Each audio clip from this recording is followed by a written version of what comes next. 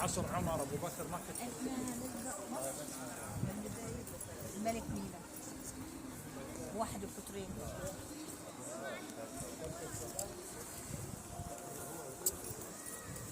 الملك قطز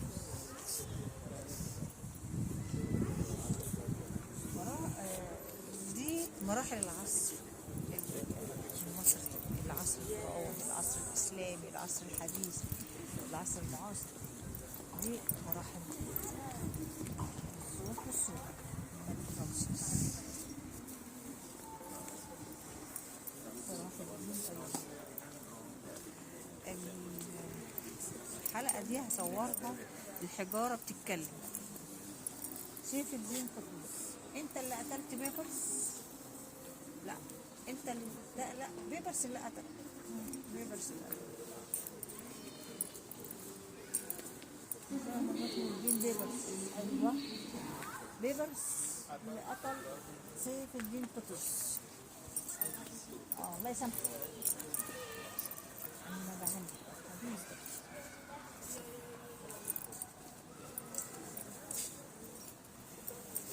ابراهيم باشا، خديوي اسماعيل، عباس حلمي. ده لسه في اكيد صور تانية يا جماعه. اي في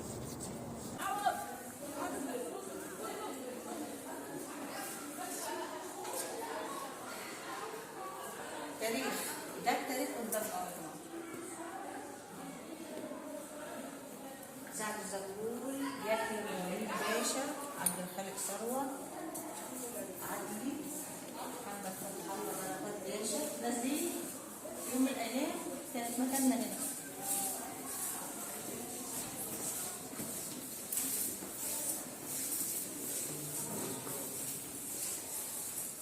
محمد علي باشا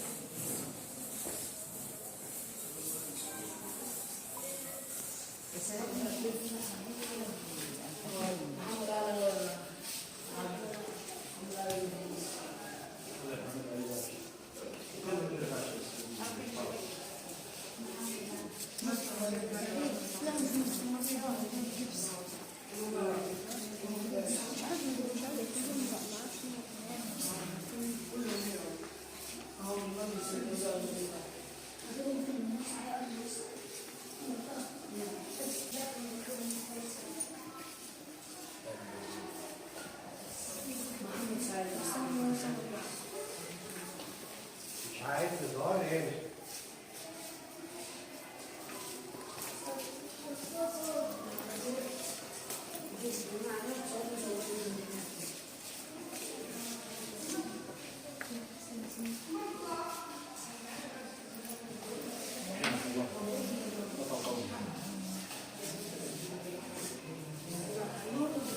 ايه مسدس حديد.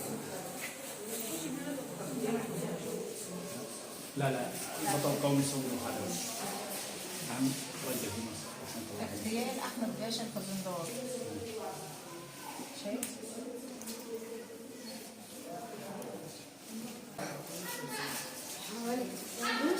ايوه اغتيال احمد باشا. ايوه نقراشي. ريا وسكينة، أنا جاية لك يا ريا وسكينة، أشهر الجرائم. ريا وسكينة، يا ترى مين فيهم ريا وسكينة؟ لا ريا وسكينة. محمود ريا وسكينة. ريا وسكينة. أيوه 1921 اللبان. هم اللي ريا وسكينة. هذه صورة حقيقية. الحمد لله أنا كنت حيشارك بثمانية هي.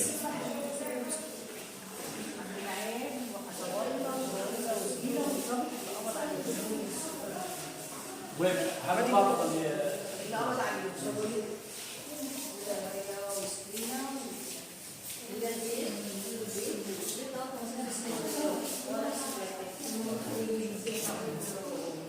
ده نفس المنظر بالظبط كان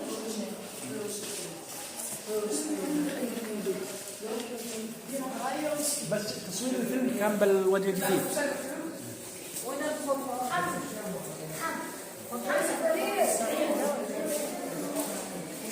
تصوير كان بالوجه الجديد.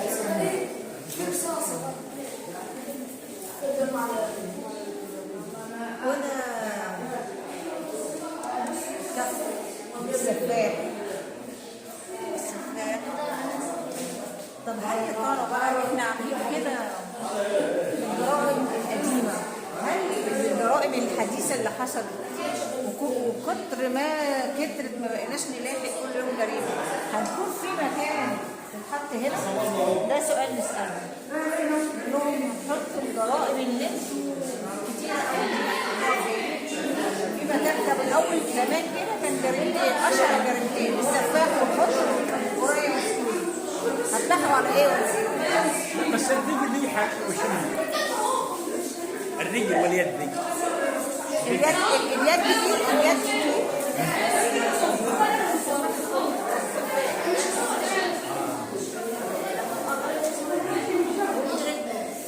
هذه رجل سفاح الصحيح.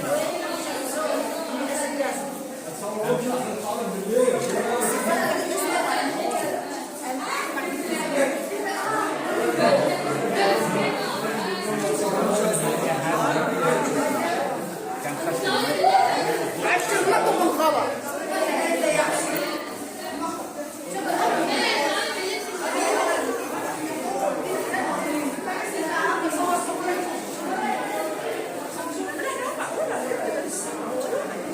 بسم الله يا عم.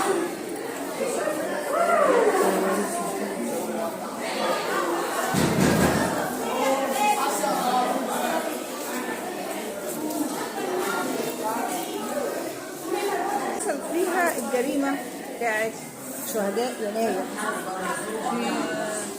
في سنة كام؟ سنة كام؟ سنة 52.